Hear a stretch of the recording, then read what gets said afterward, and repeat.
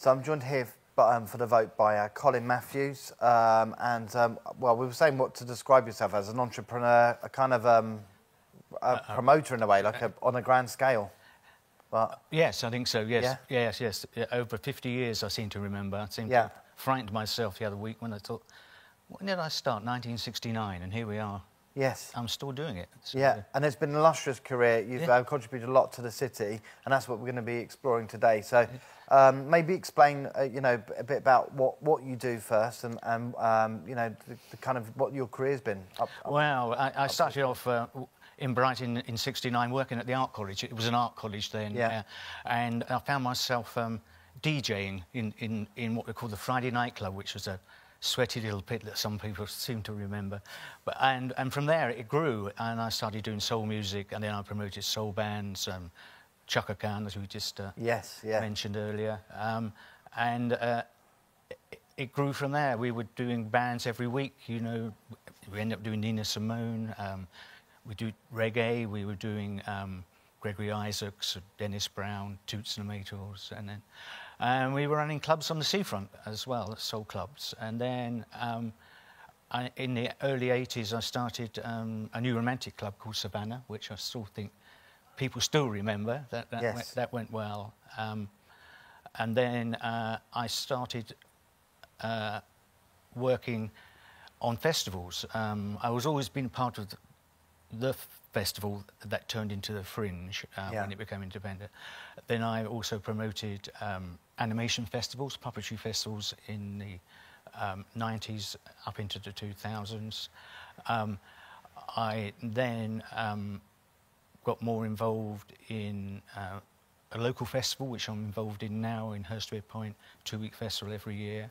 I ended up chairing Zap Productions. That is different to Zap Art. Zap Productions was the arm that produced the big outdoor stuff that people would have seen in Preston Park and that, and a lot of French companies coming to the seafront and doing stuff. I then, doing that, I also, I'm just thinking what else I was chairing. I seem to get confused. As I said, I chair a group that puts arts into hospitals at Royal Sussex County, and a part of the new build that's going on is integrated art that goes into there, like roof gardens and photography into patients' waiting rooms and that, to make the whole place look much more inviting to visitors and staff and that. So that's a big career, really. So going back to the beginning, what kind of got you involved in kind of promoting music? And I mean, where's that spark come from? Because obviously Brighton's got some a lot of bands and a lot of creativity kind of happens in Brighton, and you seem to have used that to that's do a very good one. I was talking to someone the other day, and I was just talking back even further back than 1969. I can remember being the age of 13 or 14, and I was in the local drama group, but on the committee, or I was at the local youth club, but I was the treasurer, you know. And it seemed to me, and this person said it seems to me you had a calling, that you wanted to be into this sort of thing. It's never been work, though I did get paid for it, which is really nice.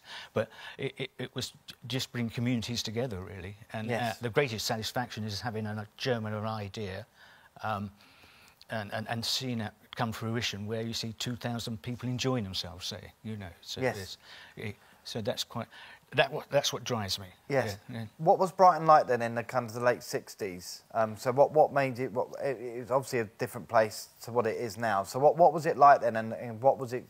What made you kind of establish those acts? And maybe we can focus on a few of those acts, like Chaka Khan being one of them, for example. Yeah, I think it was a period of the 60s was a period of that newfound freedom, I think, of youngsters and what have you. You know. Yeah. Well, I don't know if I can say it, but when the contraception came in, and lots of new laws came out, and people were, and it was that sort of not quite free love, but you get that feeling. And Brighton has always been a very sort of like it's a folly. It's a place to enjoy yourself, and always very liberal, and that. And I always found audiences is very receptive to new things, and that, especially during the Fringe, you know, they're willing to try stuff, and that's where I started out. And as you mentioned there, Chaka Khan, Rufus and Chaka Khan was the first band I did in sort of mid-70s at the what was then the Corn Exchange, you know. So were they formed in? Was it formed in Brighton then? What? Chaka Khan, was she? No. She's American, and and she was touring. We used to. Right. I used to work with some music people in London, and we used to book bands as they were coming up. Yeah. We would do new bands like up and coming bands like Culture Club or UB40 or comedians like Lenny Henry, or you know. So it was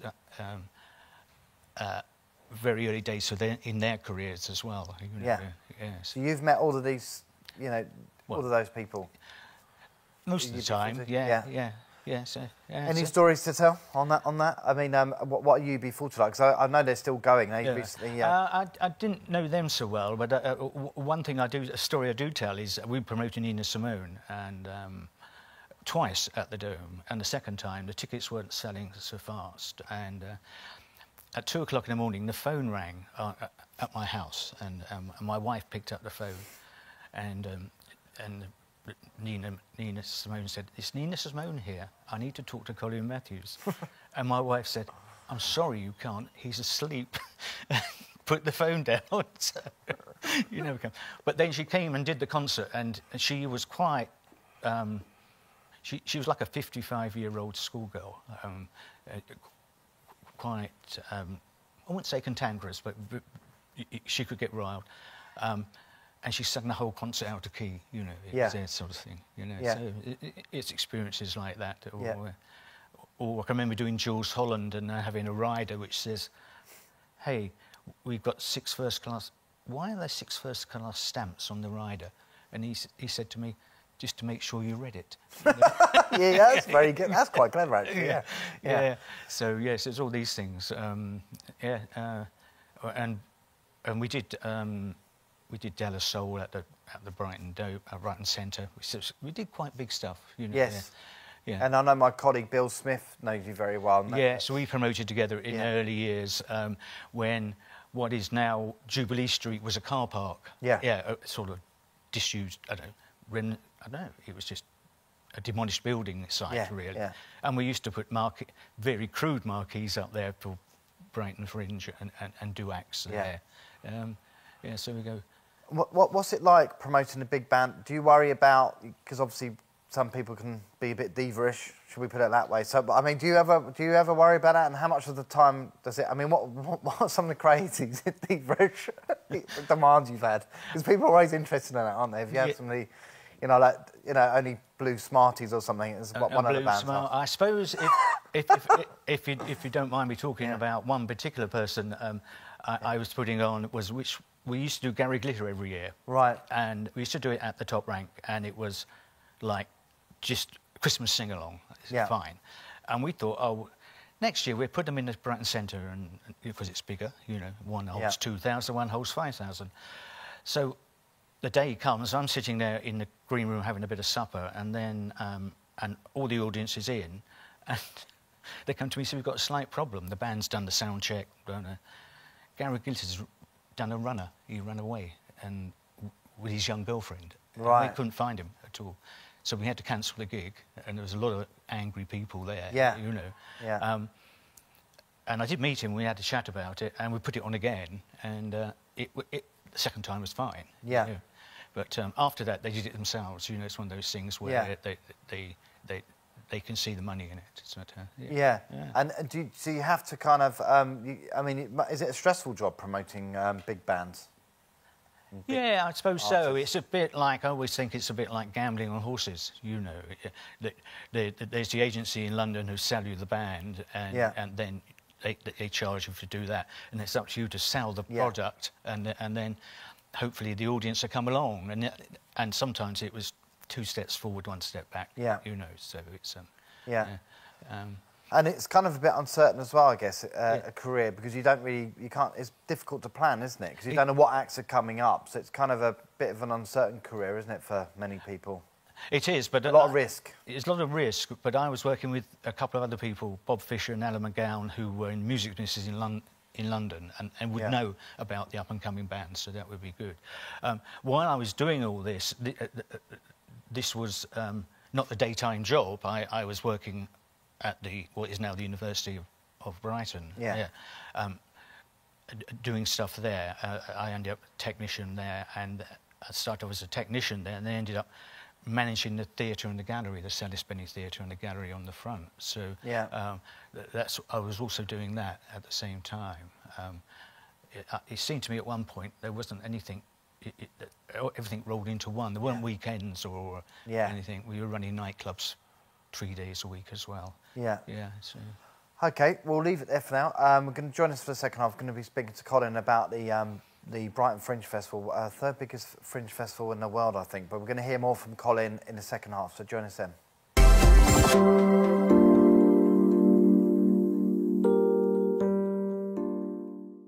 So I'm joined here again for the vote by Colin Matthews. We're talking about your illustrious career in the first half, and we just touch a bit upon that again. Running nightclubs, is that as difficult as it looks? It's well, yeah, it could be very stressful. And I think we used to run under the hotels in Brighton, some of the hotels like the Queen's Hotel, or where Revenge is now. We built that up there, and it's stressful. Yes, I suppose in the 70s nightclubbing was just coming in. What you think of nightclubbing now? So we're sort of like, I suppose, the pioneers, and when did that start? Because I mean, I'm still stuck in the 90s when it comes to nightclubs. So that's paradox. I think it's like mid-70s, starting on a. So you used to go and hire a hotel on a weekly basis, and it was always touch and go whether it would work. Brilliant. But and again, working at the art college, in the basement of the art college, we used to run bands, disco nights there. And the other thing I used to do is there were still, even then, lots of foreign students coming in. So we used to run nightclubs for them in certain places. And that. I used to employ DJs, and we started the Savannah Club in the 80s, which is a romantic club. And how long did that go on for? Because I don't remember the Savannah Club, but I've heard of it and a lot about it. So it started off in a Queen's Hotel in about 1982, and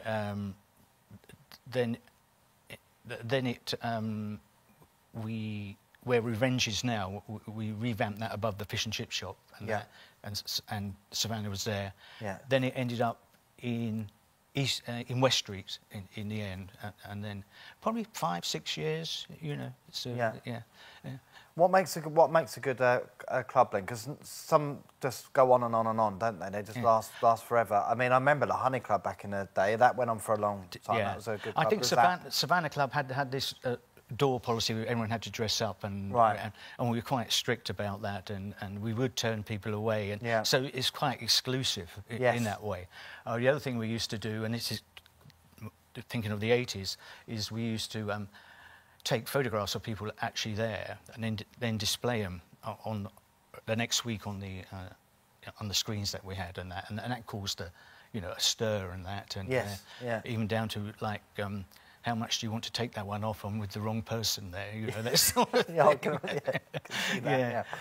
So at the same time, we're still promoting bands. We're still doing all that. So another big job we need a lot of time to talk about it is you chair the Brighton Fringe Festival. So that's a big job.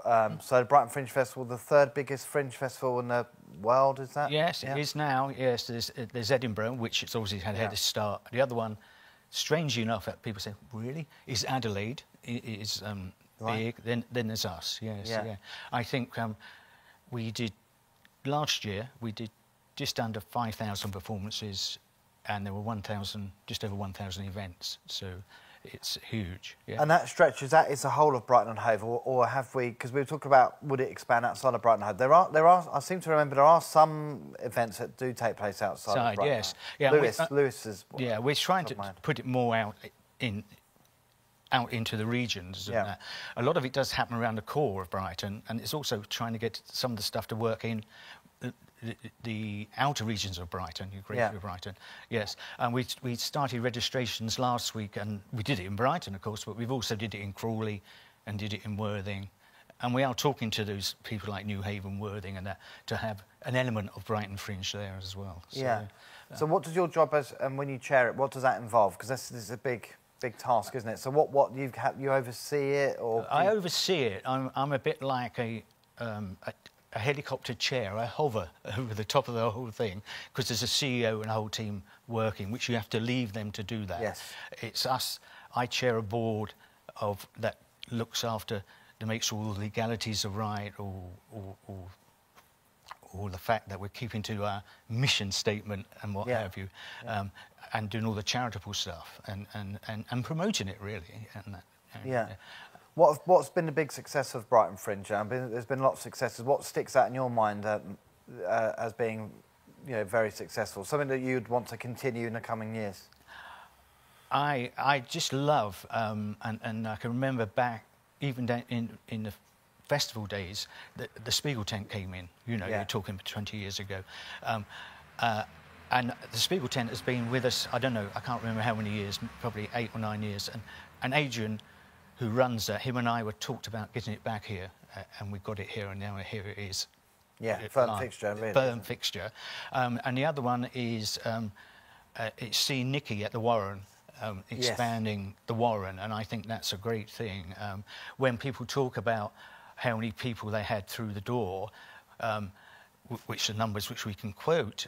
The other thing is that these places become places for people to meet, just to meet. It's a place to go during that whole month, where mums would take their kids after school and sit down and have a chat and that. So it's more than just about. It's a whole feel of the whole month. It is. And people take time off from they book their holiday, and so they can go to Fringe events. Because we were broadcasting live from the Warren last year. Yale, my colleague, presenter colleague, broadcasted live from the Warren. So that would be a big success as well. And do you see your job as kind of promoting up and coming talent? I mean, the answer is probably yes or well, obviously we have bursaries. People have. Sponsor bursaries where we sort of aim at certain groups that wouldn't otherwise have that opportunity, or you're in a certain age bracket, like if you're between 18 and 25 and want to get into that, we can help you with that. But equally, if you're over 60, we could do that as well. So we have these bursaries. I think last year the bursaries came to a value of £22,000, which helps people put on productions. It helps, one particular award helps the people go abroad. I think they went to Australia and performed and that. So also we have connections with quite a few embassies, Nordic embassies and Dutch embassies and that, where we swap acts and what have you. And, so you get, I think last year we had 34 different countries performing here. So so it's quite expensive. And what do you see? How do you see the future of Brighton Fringe Festival then? Because you were talking about expanding it, to Crawley and other places. But what makes that work? Because it definitely works. It works. I think one of the things I came on as chair when I first started was the Fringe is great and it's big and that, but Fringe as a name isn't well known. I want to get the Fringe as rolling off people's lips, if you like, rather than just for the people of Brighton. A bit like you say Edinburgh. I just like to get the name known more. That's what it's good. And one of the things that worked this year as well was there was kind of you could have a taster event. There was a kind of a taster session of what you might want to see, because it's so big. The brochure's ridiculously big, and it's very difficult to navigate your way around the brochure, isn't it? Or that might just be me. No, I think you're right, and you're fine. I have people asking me, and what we do is we get all the staff to give their picks and that, and then distill it down and that. I mean, I find it. Because you just don't know what's going to be good either. What comes up. Bright is very good. If something's good, everyone seems to know very quickly. So I don't particularly book a lot. I just go on the spur of the. That's when me and my wife do that. That's exactly what we do, and it actually works as well. Yes, and you see some things you probably will never see. Or never want to see again. Exactly, we won't mention them. Yeah. Yeah. So just before we go, you're doing something at Hurst Point, was it? A festival there? Maybe Hurst Point. Mention that briefly. Yeah. I direct a 2-week festival there every year. That's at the end of the last 2 weeks in September, which is a village community festival.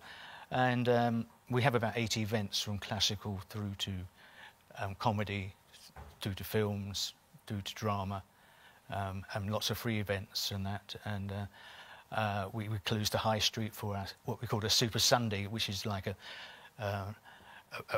big carnival, really. And that we had half the village out last time, which is probably about 3,500 people. Yeah. On and when does that take place? Last 2 weeks in September. Last 2 weeks in September. Yeah. And for this year, for Brighton Fringe, I guess you're planning next year's Fringe Festival. I mean, is that how it works? You kind of start planning? Well, yeah, you're planning before the other one finishes. Exactly. Really. I mean, we don't program. You know, it's open access, so anyone can apply, and as long as it's decent, we put it on, and it could be a performance of you and me like this, if you like. Yeah. Through the hundreds, and that what we try to do is help people market their product, or help them find venues, or help venues find acts, bring promoters and agents in to see the acts so they can buy the acts and take them on tour and that. So so we're sort of like a big enabling body, really. So yeah. OK, I think we'll leave it there for now. Colin, thanks for coming in again, and I'm sure we'll be catching up again soon. All the best for the future. Thank you very much. Cheers. Thanks a lot. Bye.